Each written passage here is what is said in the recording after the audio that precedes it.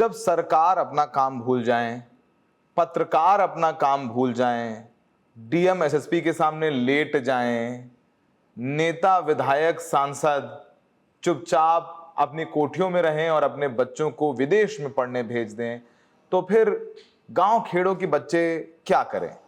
कौन सुनवाई के लिए आ रहा है उनकी? कौन पूछने आ रहा है? वो तो बेचारे वोट भी नहीं दे सकते हैं।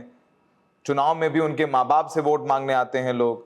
कभी 5,000 रुपए, 10,000 रुपए मुफ्त राशन सिलेंडर की बात करते हैं, पर अच्छे स्कूल, अच्छी सड़कों की बात होनी बंद हो गई है। यही वजह है कि अब ये स्कूली बच्चे जो काम विधायक, सांसद और सबसे ज्यादा बड़ी बात पत्रकारों को करना चाहिए, वो काम ये छोटे छात्र करने लगे। कुछ तस्वीरों के माध्यम से हम आपको बताएंगे क्या उत्तर प्रदेश, क्या मध्य प्रदेश, क्या महाराष्ट्र, ये बच्चे मांग रहे हैं जवाबदेही। और बात सिर्फ इतनी है कि उन्हें स्कूल में अच्छा इंफ्रास्ट्रक्चर और अच्छी सड़क चाहिए ताकि वो स्कूल जा सके। कुछ दिन पहले आपने देखा ही होगा, मध्य प्रदेश के विदिशा में पुल नहीं है तो पिलर को कूद कूद कर बच्चे स्कूल जा रहे हैं। सोचिए बाढ़ आ जाए तो ये बच्चे बह जाएंगे, अपनी जान जोखिम में डाल रहे हैं। वो कभी सुना करते थे कि लाल बहादुर शास्त्री जी नदी तैर करके स्कूल का बस्ता पीछे लाद करके पढ़ने जाते थे। लाल बहादुर शास्त्री जी को गए कई दशक हो गए हैं, लेकिन हालात नहीं बदले। और यही वजह है कि आप बच्चे खुद पत्रकार बन गए हैं। शुरुआत करते हैं इस तस्वीर से जो बहुत स्ट्रांग तस्वीर है, और ये तस्वीर है महाराष्ट्र के रायगढ़ की, जहां पर बच्चे खुद रिपोर्टिंग करते हुए नजर आ रहे हैं। यहाँ का गांव कोंडीवडे, और यहाँ पर सड़क है, पर सड़क के नाम पर सिर्फ गड्ढे हैं और गड्ढे में बारिश का पानी भरा हुआ है। और ये भी बच्चों ने किया कि उन्होंने कई बार कहा होगा, उनके माँ बाप ने कहा होगा, जब नहीं सुनी तो सबके हाथ में फोन है, सबके पास सोशल मीडिया है, तो इन बच्चों ने खुद माइक अपने हाथ में लिया और फिर पूरी की पूरी कलई खोल दी सरकार की। कलई खोलने इसलिए क्योंकि आप लाडकी बहन, लाडली बहन से पैसा देकर के वोट तो ले सकते हैं, पर उस लाडकी बहन, उस लाडली बहन के लिए सड़क नहीं बना सकते। और जो वो बच्चे स्कूल जाकर के पढ़ लिख जाएंगे तो आपसे सवाल पूछेंगे, आपके झांसों में नहीं आएंगे, तो आप नहीं चाहते हैं क्या वो स्कूल जाएं? तो ये गड्ढे जो इन बच्चों ने दिखाए, और इन बच्चों ने दिखा दिया, बता दिया कि वो कैसे वो भी जर्नलिज्म कर सकते हैं। सुनिए इन बच्चियों को, इनकी बात सुनिए कि वो खुद सड़क पर आ गए। और ये जेन अल्फा है, जेन जी को तो आप देख ही रहे हैं, जेन अल्फा देखिए, और ये खासकर गांव के बच्चे हैं। सुनिए जरा इन बच्चों को। आपण आज आलेलो आहोत कोंदुडे गावाच्या रस्त्यावर, तर आमची रिपोर्टर ज्योत्स्ना तुम्हाला या रस्त्यांबद्दल काय सांगेल? तर मी सांगणार आहे आपल्या कोंदिवडे गावाच्या रस्त्याबद्दल। तर हा रस्ता जसं की द्रुतगती महामार्गासारखा आहे, अशा गाड्या जात आहेत तर त्यांच्या पोटातलं पाणीही सुद्धा हलत नाही। तर तुम्ही बघू शकता रस्ते कसे आहेत, तुम्ही बघू शकता खड्ड्यात रस्ता आहे की रस्त्यात खड्डा आहे काहीच कळत नाहीये। तर आजची न्यूज इथे संपते। रिपोर्टर नेहा घारे सोबत कॅमेरामन मानसी पवार। धन्यवाद धन्यवाद धन्यवाद। तो आपने सुना जरा इन बच्चों को, तो ये सोशल मीडिया जनरेशन है। फोन ये पैदा हुए, उत्पन्न हुए, उसके बाद फोन उनके इर्द गिर्द था, तो फोन में ही जिंगल बैल, हाथी, मोटू पतलू, पता नहीं क्या क्या देख के तो ये बड़े हुए हैं। माँ बाप ने खाने के टाइम पे उनको फोन दे दिया, तो अब ठीक है, फोन का इस्तेमाल भी कर रहे हैं बच्चे। माफी चाहता हूँ, थोड़ा बीच में व्यंग कर देता हूँ, पर ठीक है, ये भी हकीकत है हमारे समाज की। तो सिर्फ ये तस्वीर महाराष्ट्र की नहीं है, उत्तर प्रदेश में भी यही हुआ। हमीरपुर, उत्तर प्रदेश का जिला हमीरपुर, जो बुंदेलखंड में आता है, निहायत ही पिछड़ा इलाका। ये सब तस्वीरें सामने नहीं आती। मुख्यमंत्री जी हिंदू मुसलमान कावड़ियों पर फूल बरसाते हैं, पर सड़क नहीं बनवा पा रहे हैं। हमीरपुर में सड़क की मांग लेकर के स्कूली बच्चे डीएम दफ्तर तक पहुंच गए, और वहां जब वो नजदीक पहुंचने वाले थे तो पुलिस कर्मियों ने हट कर करके उनको हटा दिया, भगा दिया, कहीं और ले गए। और उन्होंने बोला कि डीएम साहब हमारी मांग सुन लें आके। मांग क्या थी? कि सड़क बनवानी है। चंदूपुर एक इलाका है और उसके आसपास के गांव में स्कूली बच्चे काफी नाराज हैं, क्योंकि तकरीबन 5 किलोमीटर के इलाके में पक्की सड़क नहीं बनी है।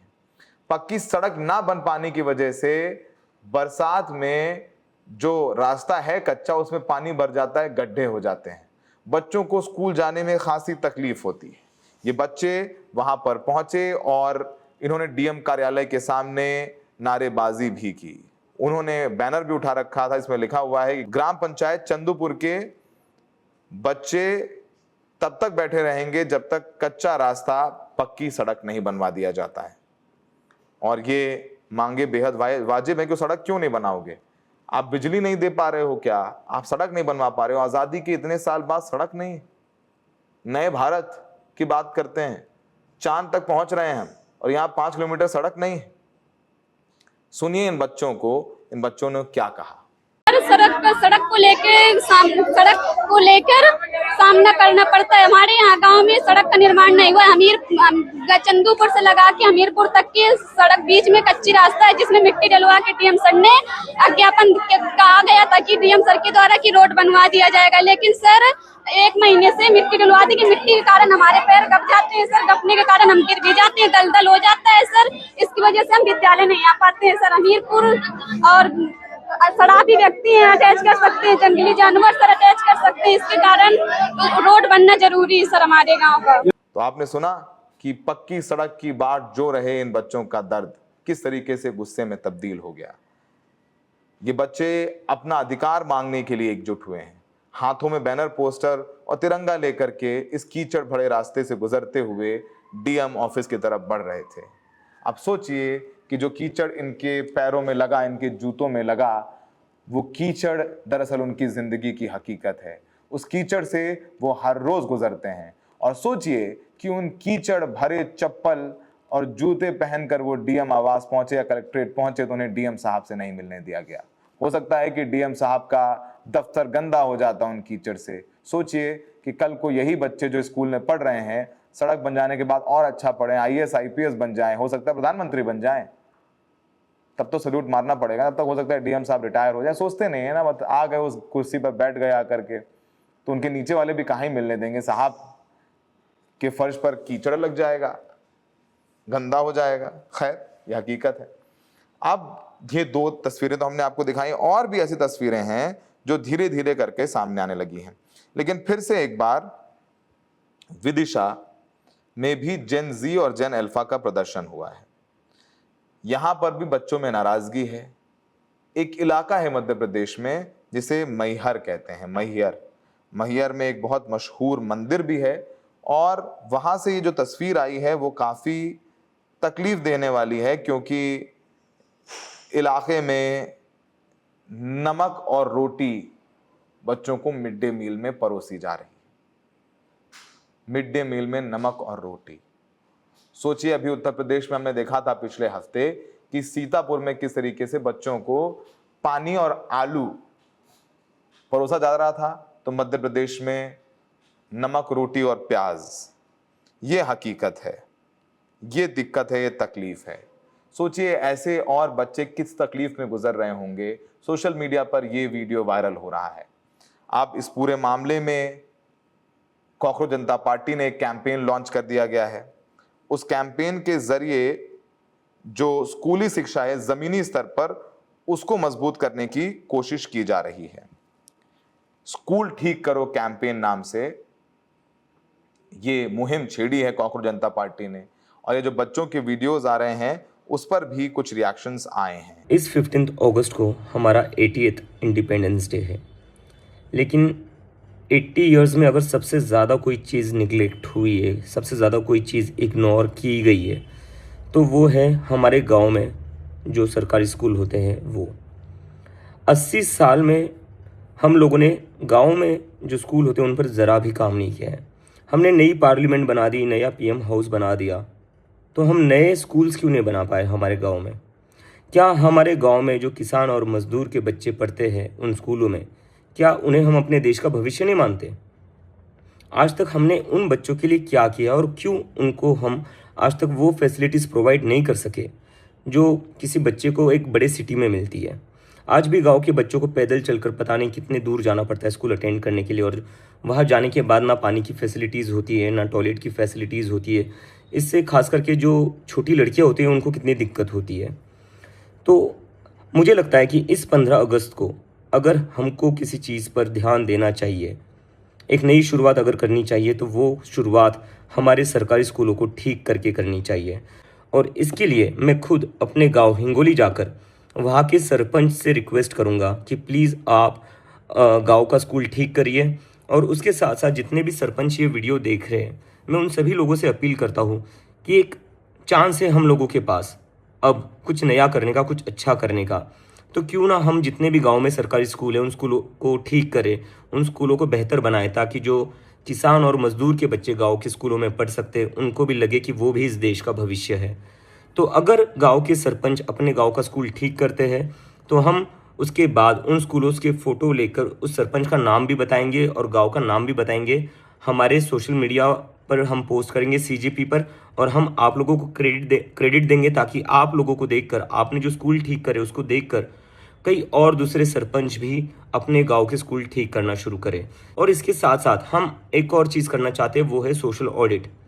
तो जितने भी पेरेंट्स हैं जिनके बच्चे सरकारी स्कूलों में पढ़ते हैं, मैं उन पेरेंट्स से रिक्वेस्ट करता हूँ कि आप अभी एक सोशल ऑडिट करना शुरू कर दीजिए। आप अपने बच्चों के स्कूलों में जाइए, देखिए क्या वहाँ पर बेसिक फैसिलिटीज़ अवेलेबल है या नहीं, देखिए वहाँ पर बिजली आती है या नहीं, पानी आता है या नहीं, क्या आपके बच्चों को वॉशरूम की फैसिलिटीज़ मिलती है या नहीं, मिड डे मील्स मिलते हैं या नहीं। और अगर ऐसा नहीं होता है तो आप उसकी वीडियोस बनाइए, क्योंकि आपके बच्चों की जो स्कूलिंग है वो अच्छी होनी चाहिए। वो आपका फंडामेंटल राइट है, आपके बच्चों का फंडामेंटल राइट है। इसके लिए हम एक फॉर्म भी इशू करेंगे जो हम आप लोगों को जल्दी शेयर कर देंगे, जिसको आप प्रिंट करके फिल कर सकते हैं और बता सकते हैं आपके बच्चों के स्कूल में कौन सी फैसिलिटीज़ अवेलेबल है और कौन सी फैसिलिटीज़ अवेलेबल नहीं है। उसके बाद आप वो फॉर्म हमें contact@cockroachjnataparty.org पर ईमेल कर सकते हैं। ईमेल में आपको कमेंट सेक्शन में भेज दूंगा और फॉर्म का लिंक भी हम जल्द आपके साथ शेयर करेंगे।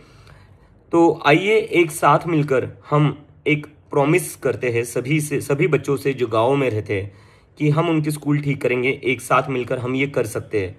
अगर हम सारे लोग कलेक्टिवली साथ में आकर काम करें, एक्ट करें, सो आई एम वेरी श्योर कि हम हमारे गांव के स्कूल बिल्कुल ठीक कर सकते हैं, because the real India lives in village. ये तस्वीर त्र्यंबकेश्वर नासिक सी है।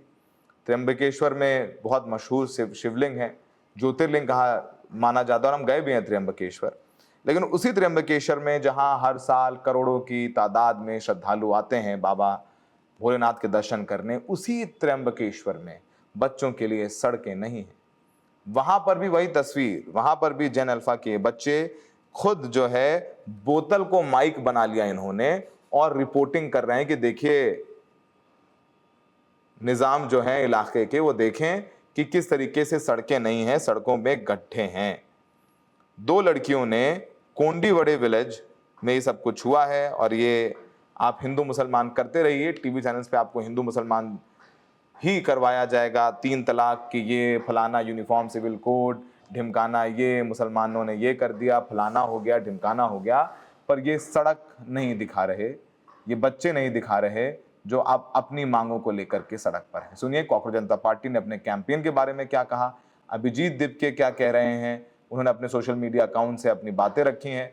कम से कम जंतर मंतर के प्रदर्शन से ये तो हुआ कि बच्चों को, जेन जी हो या जेन अल्फा के बच्चों को ये तो लगना शुरू हो गया कि वो कहेंगे तो बात सुनी जाएगी। और सोशल मीडिया की ताकत क्या होती है, भले ही मीडिया के कैमरे ना पहुंचे, क्योंकि अपने आप को बहुत बड़े तुर्रम खां समझते हैं। ये प्रधानमंत्री, मुख्यमंत्री, मंत्रियों के कार्यक्रमों में तो पहुंचते हैं माइक लेकर के और अपने महंगे कैमरे लेकर के, लेकिन गांव खेड़े कहाँ जाते हैं, इन सड़कों पर क्यों जाएंगे, क्यों दिखाए जाएंगे। अगर ये दिखा देंगे तो सरकारी विज्ञापन जो मिल रहे हैं और ये मिल रहे होते हैं वो बंद हो जाएंगे, लेकिन तस्वीरें आएंगी ही आएंगी। हम नहीं दिखाएंगे तो ये बच्चे खुद दिखाएंगे, और ये जब बच्चे दिखाएंगे तो कम से कम हम तो दिखाई लेंगे। तो ये हकीकत इन तस्वीरों के साथ आपको छोड़े जाते हैं।